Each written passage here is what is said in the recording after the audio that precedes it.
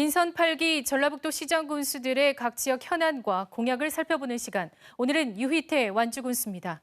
안녕하세요, 군수님. 반갑습니다. 우선 초선 완주 군수로서의 포부 먼저 듣겠습니다. 시청자 여러분, 그리고 완주 국민 여러분, 안녕하십니까? 완주 군수 유희태입니다. 지난 선거 과정에서 국민들이 저를 선택해 주신 것은 경제 전문가이자 정치적 경륜을 가지고 있기 때문에 경제 위기를 극복하라는 준엄한 명령을 알고 막중한 책임감을 느끼고 있습니다. 저는 9명의 독립운동가 후손이면서 10번째 경제 독립운동가가 되었다는 각오로 이뤄왔습니다. 국민 행복, 지역 발전을 위해 혼신의 노력을 다하겠습니다. 이제 주말이면 초복이 됩니다. 우리 휴가는 우리 완주에서 보내시길 바랍니다. 고맙습니다.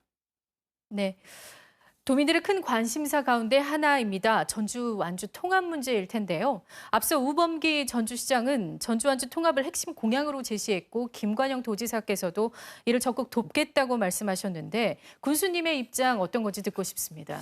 아마 요즘에 관심이 전주 완주 통합에 대해서 많은 관심이 많죠. 그런데 3번에 걸쳐서 통합의 시도가 아마 안 된 이유를 알 겁니다. 너무나도 정치적인 이유라고 저는 봅니다. 그래서 이 부분은 좀 더 이렇게 생각을 해보고 있습니다. 우리가 경제적인 협력, 그리고 교통의 협력, 그리고 문화, 예술의 협력 등을 우리는 지금이라도 당장에 할 수 있습니다. 이런 과정을 통해서 하면서 행정통합은 그 다음 문제입니다.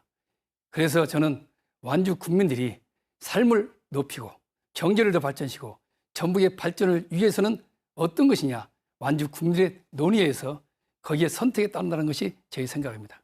그렇군요. 만경강을 기반으로 경제와 문화, 산업, 관광까지 망라한 기적 프로젝트 추진하시겠다고 밝히셨습니다. 다소 추상적이어 보이는데 이 자리에서 좀 구체적인 계획이 있으면 말씀해 주시죠. 우리 완주군을 관통하는 길이가 길죠. 무려 78.8km입니다. 어떻게 보면 천혜의 관광 자원을 가지고 있는 것이 저희 완주입니다.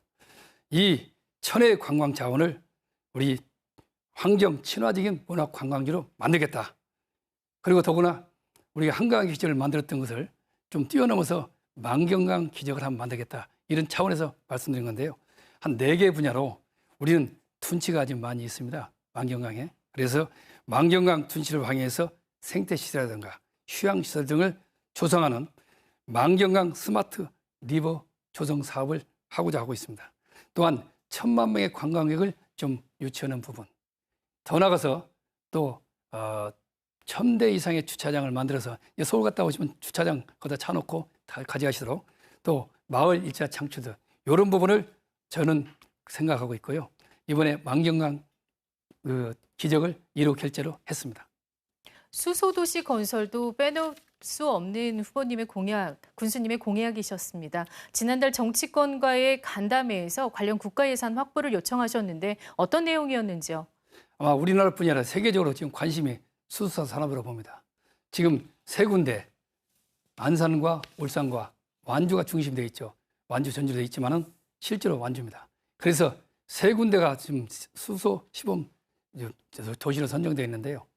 우리가 인프라 구축 등 그리고 하나의 집적화시켜서 우리가 바로 이 수산업이 우리 완주가 전국에 아니라 세계적인 중심지를 만들겠다. 이런 과정을 통해서 제가 지금 그런 건의도 하고 그런 내용들을 지금 담아내고 있습니다.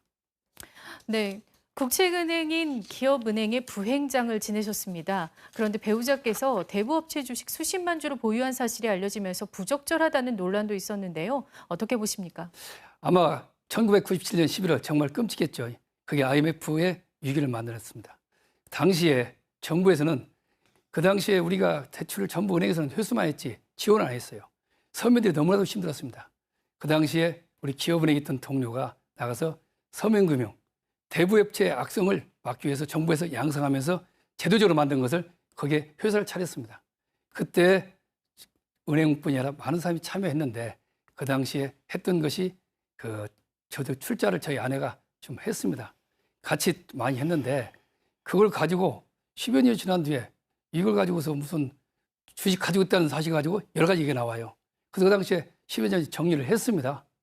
했는데 또 이번에 선거에 가서 보니까 또 이런 얘기 저런 게 나오는데 정말로 허위사실이라든가 명예훼손인 건 정말 조심해야 할 겁니다. 그래서 이런 것은 우리 지역에 도움도 안 되고 정말 너무 안타까운 일이고 정말 팩트만 가지고 사실 가지고 평가받는 이런 정치 풍토가 되어야 된다고 생각합니다. 알겠습니다. 오늘 말씀 여기까지 듣겠습니다. 감사합니다. 네, 고맙습니다.